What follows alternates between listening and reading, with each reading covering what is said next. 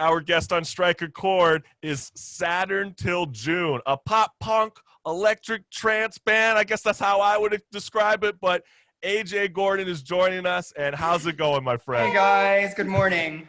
Thanks for joining the Chris Collins Show, Millennial Talk Show. We're very stoked to have this conversation with you because, you know, your vocals, they remind me of Brett McCracken, you know, from The Used. Wow. Mixed with, like, you know, that elements that you hear from Icy Stars. I love that band. I mean, you're not so much in the hardcore rock and roll sense, but you got that cool electric trance that I haven't heard in a quick second. And my first question for you is, your name for the band is fascinating. Thank you. Where did the idea for Saturn Till June, how did that all get going? Where's the inspiration? I think that was the idea. I mean, every good band name is taken, you know? Kiss, Motley Crue, you know? Yeah.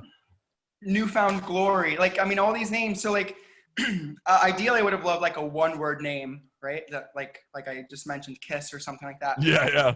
So, I kind of just had to, like, sit back and let the universe smack me in the face with something. And the music spoke to that. So that was it, you know? I mean, yeah, it may be a little long, but it's hella unique, though. Well, just to let you know, we were reading an article earlier this week that Russia's claiming that Venus is their planet. So I guess, you know, since AJ has Saturn, I guess the U.S. will. AJ's going to claim Saturn. Marissa and I will claim Uranus. No. I claim Pluto. I am a Scorpio. That's a dwarf planet. Pluto. That's not a planet anymore, all right?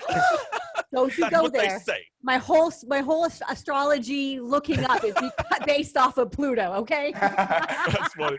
Well, I think it's unique, AJ, because, you know, it's like, you know, when I think about Saturn Till June, it's kind of like when you think about that heavy metal band, August Burns Red. You're like, oh, it's August and it's hot. It burns red. And it's like, no, it actually has nothing to do with that. It's actually a dog named August that burned in a fire. And you're like, oh, that's kind of depressing. I mean, where did the June come in? I mean, where's that? I mean, is that your birth? Well, because we will be living in outer space in the month of June sometime.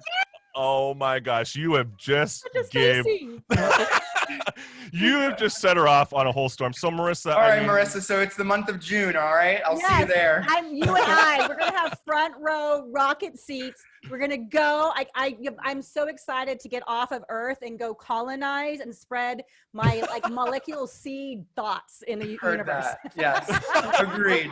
Well, AJ, let me ask you this, because I know there was a poll that came out that said like 6 out of 10 people said that even if the COVID vaccine came out, they would not take the vaccine because they're still a bit hesitant on it. I know I was pressing Marissa about 2 or 3 weeks ago about how she felt she did not want to take a COVID vaccine right away, but she would go to Mars. No, what I said was I'm leery about being one of the first test subjects. But you're not weary to go to Mars. Unless they told me I had to have the vaccine to go to Mars. Then I'm first in line. I'm pushing bitches out of my way. There's a vaccine for Mars.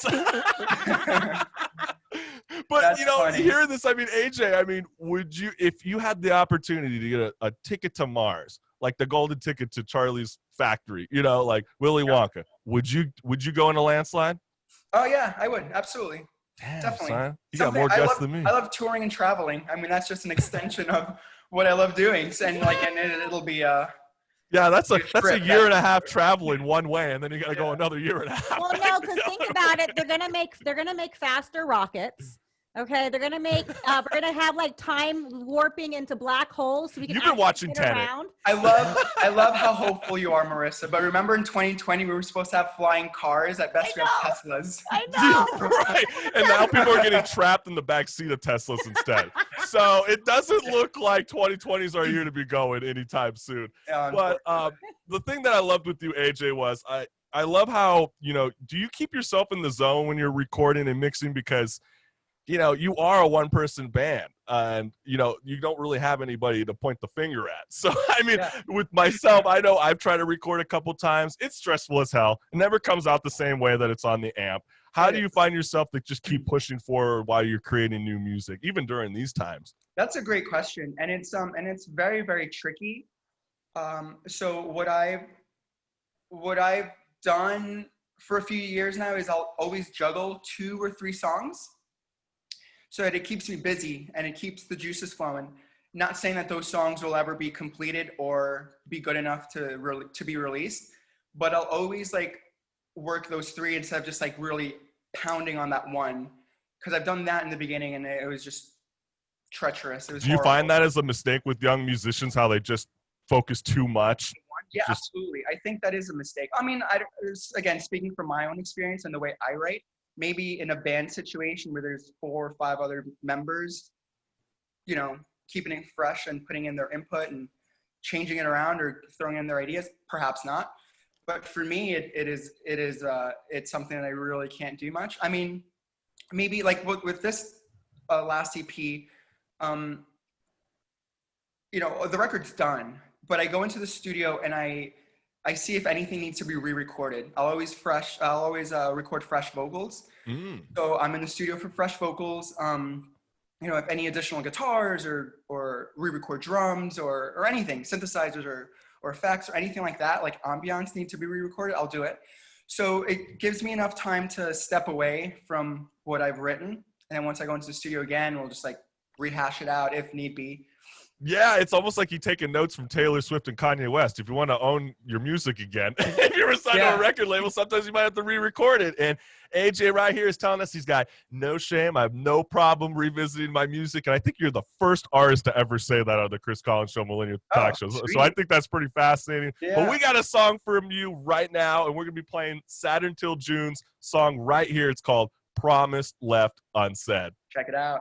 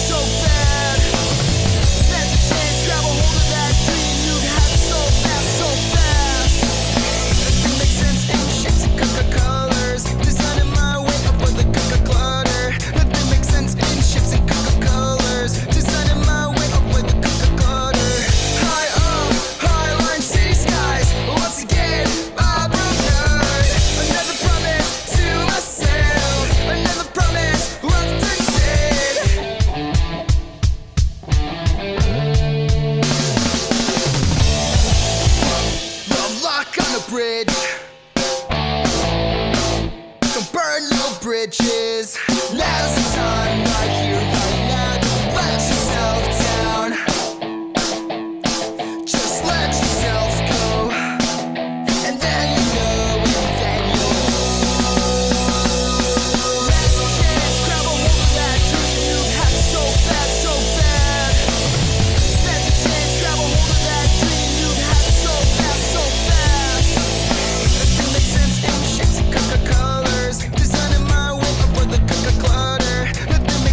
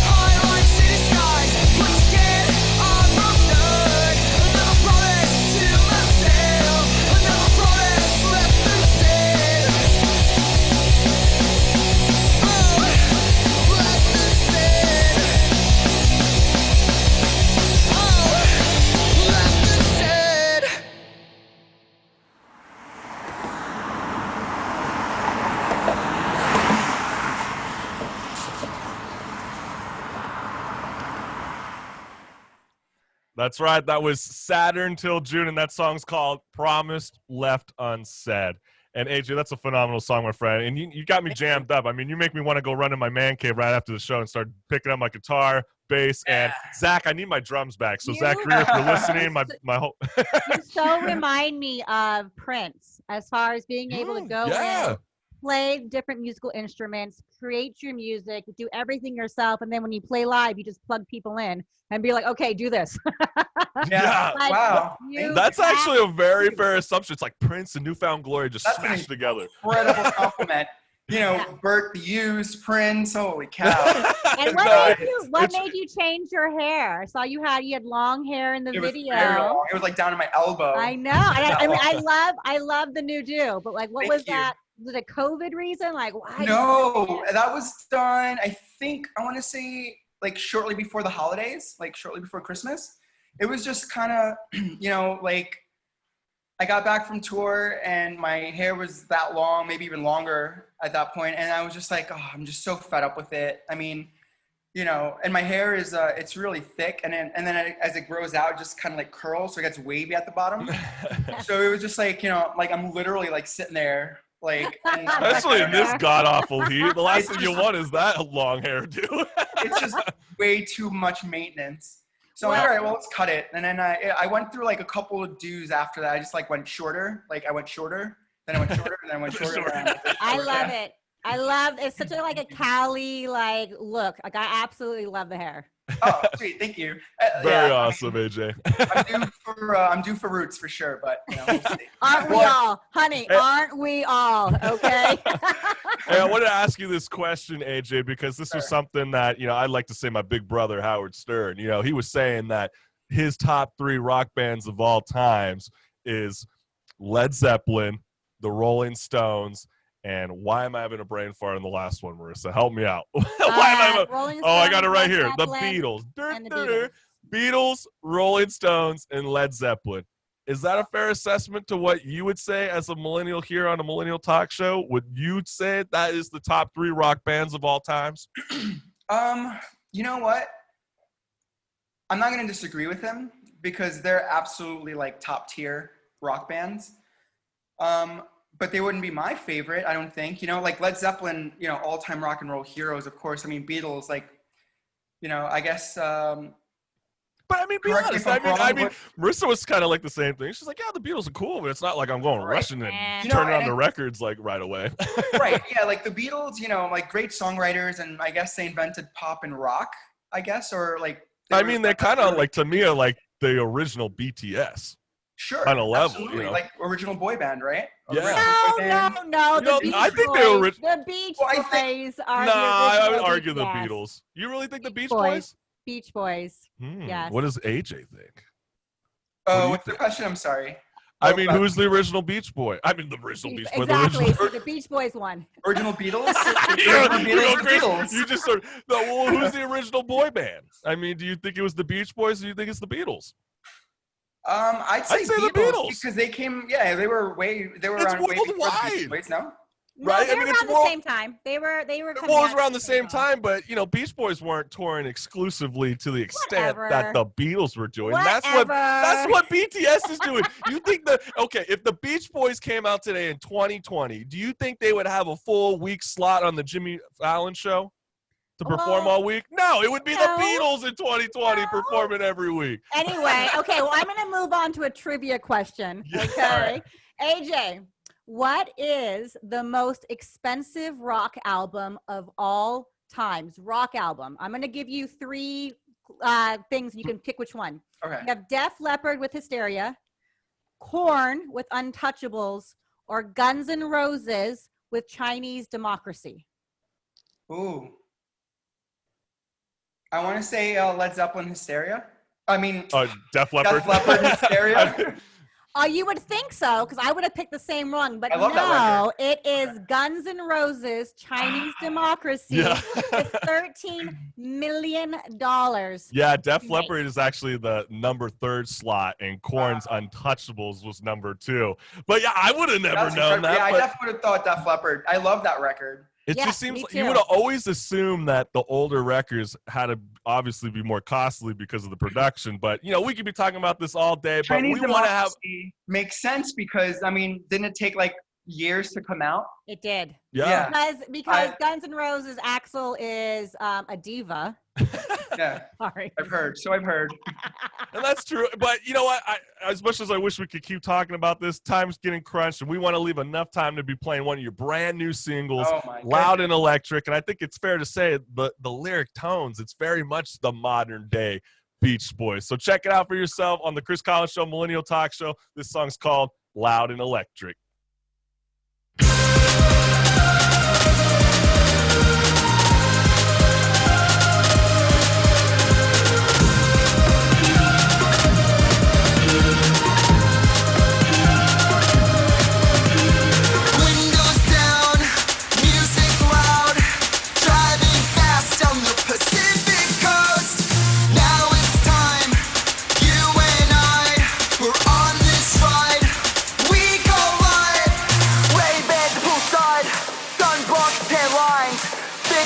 Secrets are now also mine. You have my full attention. Unexpanding, brand new sensation. I have been skeptic. This time this love feels loud and electric. Cut a diamond with another. Fading now and concentrated. Hard from dull to kinetic. This time this love feels loud and electric.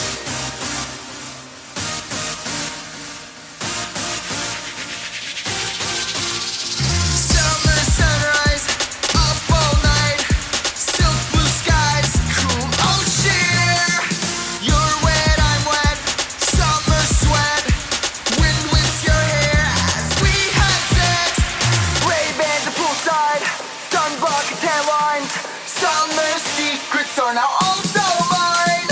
You have my full attention. Unexpanding, brand new sensation. I have been skeptic. This time this love feels loud and electric. Cut a diamond with another. Fading now and concentrated.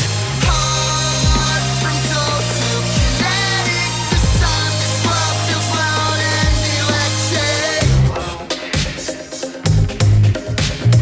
My love, your love,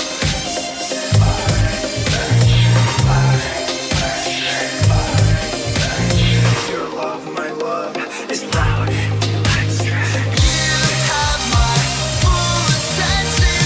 Unexpanding, brand new sensation. I have been skeptic. This time this love feels loud and electric. Cut a diamond with another. Fading now and concentrated. Hard from dull to kinetic. This time this love feels loud and electric. This time this love feels loud and electric. This time this love feels loud and electric. Electric.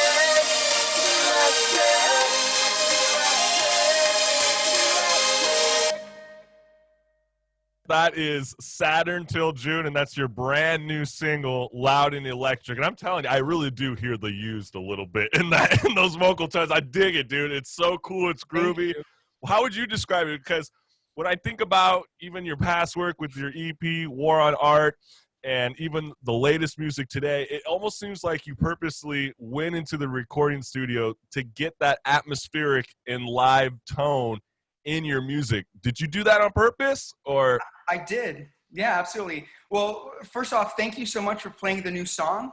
Of course, it's great. I'm stoked that we were able to. Actually, it's never been out in the world up until now. So on the Let's Collins go. Show, you guys heard it first. I was First on the telling, Chris Collins honestly, Show. AJ, I was just telling Chris via text in your song, like, we have to have you back.